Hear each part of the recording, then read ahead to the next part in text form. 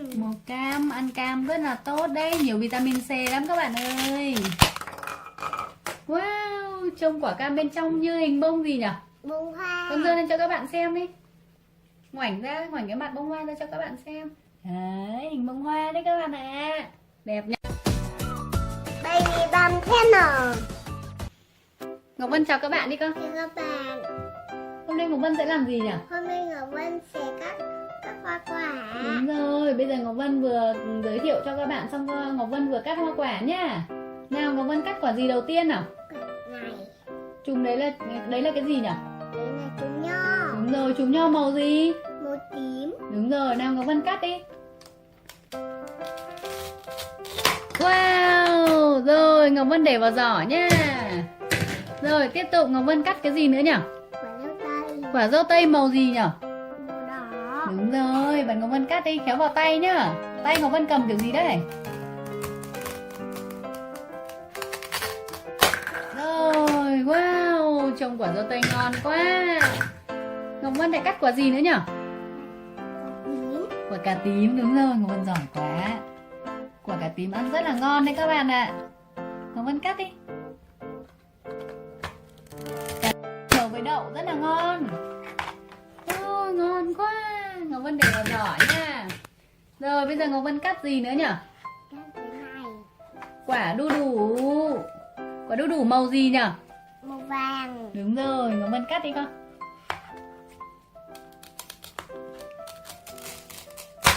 Rồi, Ngọc Vân giỏi quá. Tiếp, Ngọc Vân cắt quả gì nữa? Quả ớt. Rồi quả ớt. Quả ớt màu gì nhỉ? Màu đỏ. Rồi, quả ớt có cay không? Có. Đúng rồi, trẻ con có ăn được ớt không nhỉ? Không. Đúng rồi, cay lắm các bạn ơi. Chỉ cho bố mẹ thôi. Đúng rồi, chỉ người lớn mới thích ăn ớt thôi, thì trẻ con ăn cay lắm nhỉ. Rồi, tiếp Ngọc Vân cắt cái gì nữa nhỉ? Cái này. Củ cà. Rốt. Đúng rồi, củ cà rốt màu gì nhỉ? Màu đỏ.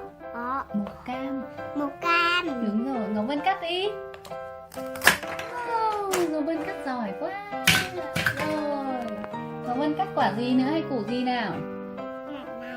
Quả đấy là quả gì nhỉ? Dưa hấu. Quả dưa hấu màu gì nhỉ? Màu xanh. Đúng rồi.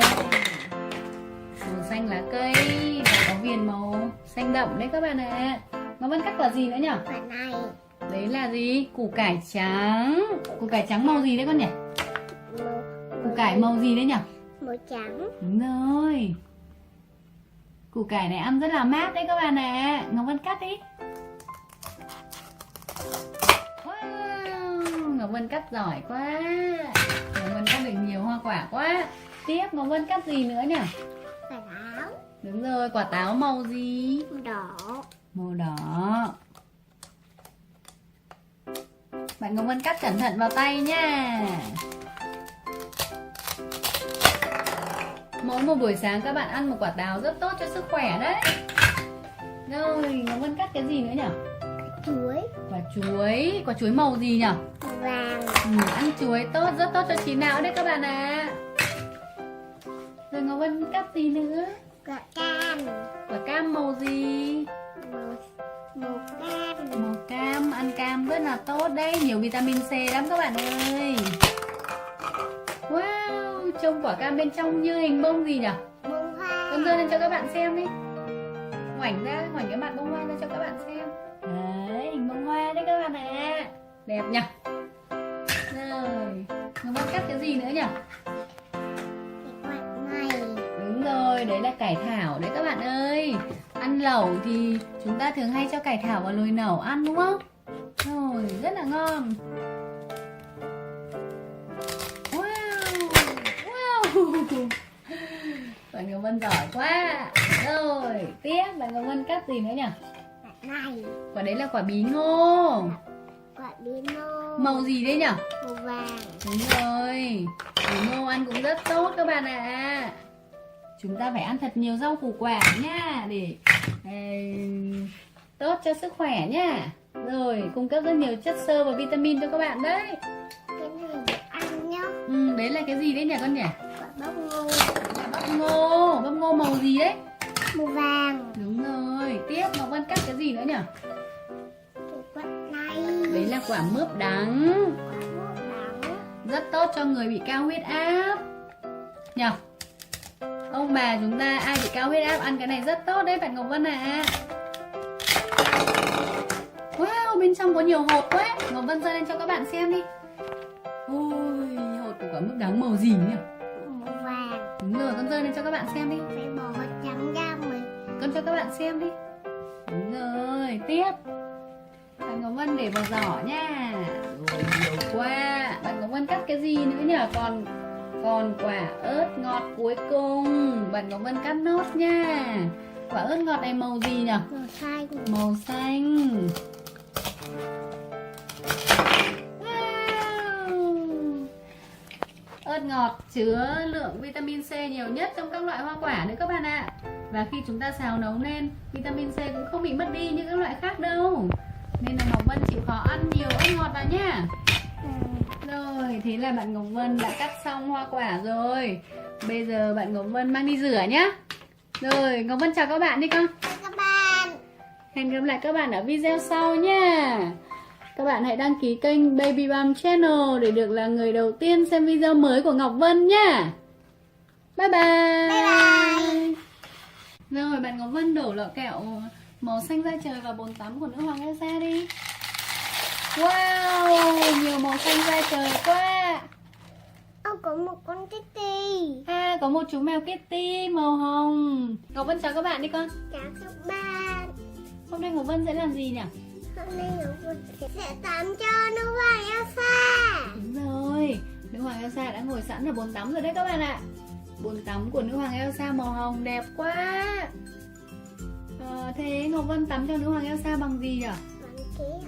Đúng rồi, kẹo mà bạn Ngọc Vân có là kẹo ngọt đấy. Trong kẹo ngọt có đường, rất tốt cho da của nữ hoàng Elsa đấy. Thế bây giờ Ngọc Vân giới thiệu cho các bạn những lọ kẹo mà Ngọc Vân có màu sắc là gì nhá. Nào bắt đầu. Ngọc Vân chỉ đi. Đây là màu đỏ. Đúng rồi, đây là kẹo màu đỏ. Tiếng Anh nè. Đúng rồi, red. Tiếp, đây là kẹo màu gì nhỉ? Màu xanh. Màu xanh da trời. Màu xanh da trời. Tiếng Anh là blue. Blue. Đúng rồi, blue. Đây là kẹo màu Vàng. tiếng Anh là Yes. yellow. Yellow. Đúng rồi, Ngọc Vân giỏi quá. Đây là kẹo màu gì nhỉ? Màu xanh. Màu xanh lá cây. Màu xanh lá cây. Tiếng Anh là green. Green. Green. Green. Đúng rồi. Đây, lọ kẹo cuối cùng màu gì nhỉ? Màu cam. Tiếng Anh là Yeah. orange. Orange. Đúng rồi, Ngọc Vân giỏi quá. Thế bây giờ Ngọc Vân sẽ mở từng lọ kẹo và đổ vào bồn tắm của nữ hoàng Elsa nhé. Rồi, bắt đầu. Màu đỏ. Đúng rồi, màu đỏ. Ngọc Vân mở ra và đổ vào bồn tắm của nữ hoàng đi con. Wow, nhiều kẹo rơi ra ngoài quá. Thích quá nhỉ.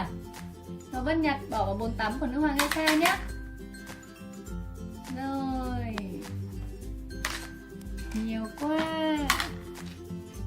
Và Ngọc Vân đang nhặt từng viên kẹo và bỏ vào bồn tắm của nữ hoàng Elsa đấy các bạn ạ. Kẹo này là kẹo màu đỏ của quả dâu gì nhỉ? Cả rau tây. Đúng rồi, con đổ cả lọ vào đi. Wow, nhiều quá. Wow. Có một con Pokemon. Đúng rồi, trong lọ kẹo màu đỏ của bạn Ngọc Vân lại có con Pokemon đấy. Ngọc Vân giơ lên cho các bạn xem nào. Rồi, bây giờ Ngọc Vân để ở đây. Ngọc Vân để ở đây nhá. Rồi, để mẹ để giúp. Đây, chú Pikachu màu vàng rất đáng yêu đấy. Rồi bây giờ bạn Ngọc Vân mở lọ kẹo tiếp theo đi. Kẹo này. Và kẹo đấy màu gì nhỉ? Màu xanh. Màu xanh da trời. Màu xanh da trời. Đúng rồi. Ngọc Vân mở cẩn thận nhé, không rơi ra ngoài nhá. Rồi. Vẫn bị rơi mấy viên kẹo ra ngoài nhỉ? Đấy, màu xanh da trời đẹp quá.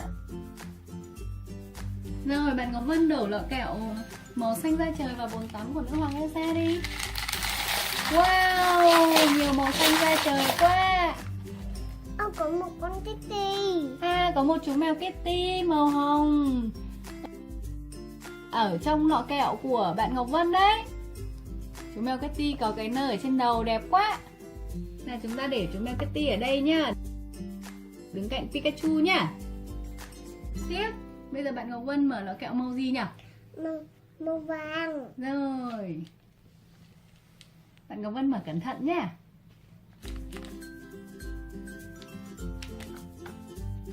Rồi, lần này bạn Ngọc Vân không để rơi một viên kẹo nào ra ngoài đấy các bạn ạ. Wow, kẹo màu vàng có hình quả chuối và hình quả chanh đẹp quá. Trong lọ kẹo màu vàng có con gì đấy hả bạn Vân? Con Sky. Có con Sky. Chú chó này là chú chó gì nhỉ? Chú chó cứu hộ. Đúng rồi, chú chó cứu hộ. Bạn Ngọc Vân giỏi quá. Bây giờ Ngọc Vân để chú chó cứu hộ ở đây nhá. Chúng ta mở tiếp lọ kẹo tiếp theo nào. Chú chó cứu hộ Sky mặc bộ màu hồng đẹp quá. Nào, Ngọc Vân mở tiếp lọ kẹo màu gì nhỉ? Màu xanh. Màu xanh, lá cây. Ngọc Vân mở cẩn thận nhé. Wow, màu xanh lá cây đẹp quá. Màu xanh lá cây hình quả táo à bạn Ngọc Vân? Đấy, nhiều quá. Wow, trong lọ kẹo màu xanh có cái gì ấy? Có máy bay. Có máy bay à? Có máy bay trực thăng à? Máy bay trực thăng màu gì nhỉ? Màu đỏ. Đúng rồi, con cho cánh quạt nó quay xem nào. Wow, Ngọc Vân cho máy bay bay đi. Rồi, bây giờ Ngọc Vân để ở đây nhá, để máy bay ở đây nhá. Rồi, bạn Ngọc Vân mở lọ kẹo cuối cùng đi. Lọ kẹo cuối cùng màu gì nhỉ? Màu cam. Đúng rồi, màu cam. Ngọc Vân có thích ăn cam không? Có. Đúng rồi, các bạn nhỏ bạn nào cũng thích ăn cam nhỉ? Wow, nhiều kẹo màu cam rơi ra ngoài quá.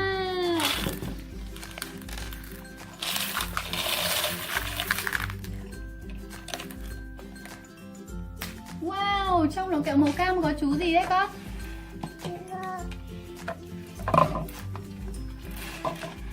Đây, Ngọc Vân nhặt những cái viên kẹo này vào đi con.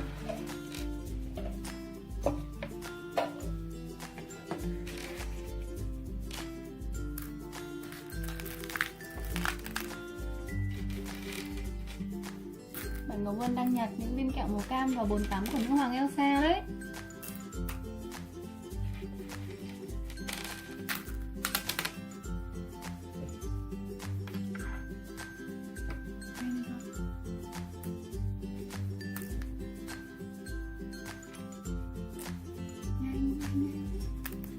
Rồi, trong lọ kẹo màu cam của bạn Ngọc Vân có con gì đấy nhỉ?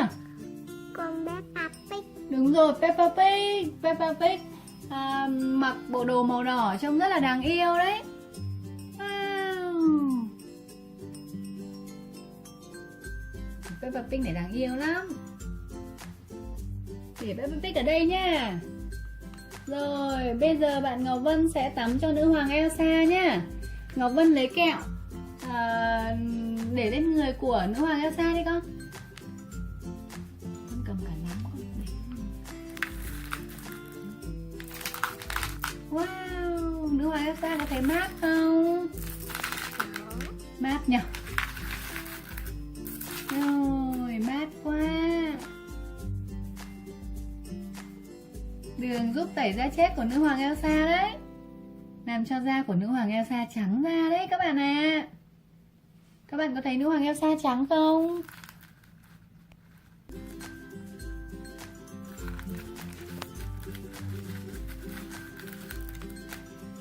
Nào, chúng ta cùng tắm cho nữ hoàng Elsa nào.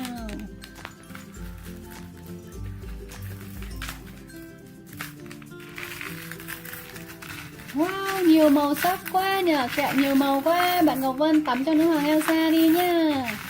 Nào. Wow,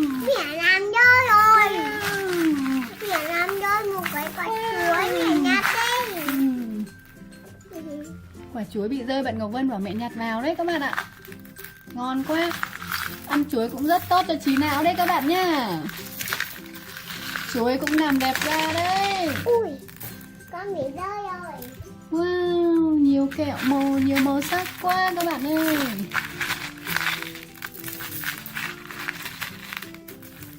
Rồi bây giờ bạn Ngọc Vân lấy kẹo chà lên tay của nữ hoàng Elsa đi. Đấy. Toàn bộ cánh tay. Rồi. Cổ nữa này. Rồi, bạn Ngọc Vân giỏi quá. Các bạn có thấy bạn Ngọc Vân giỏi không?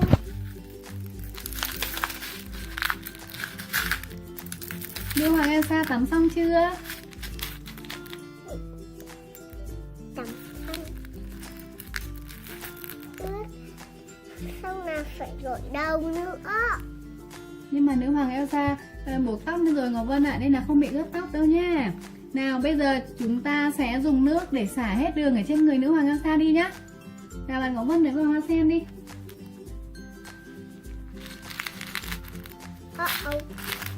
Đây. Đấy.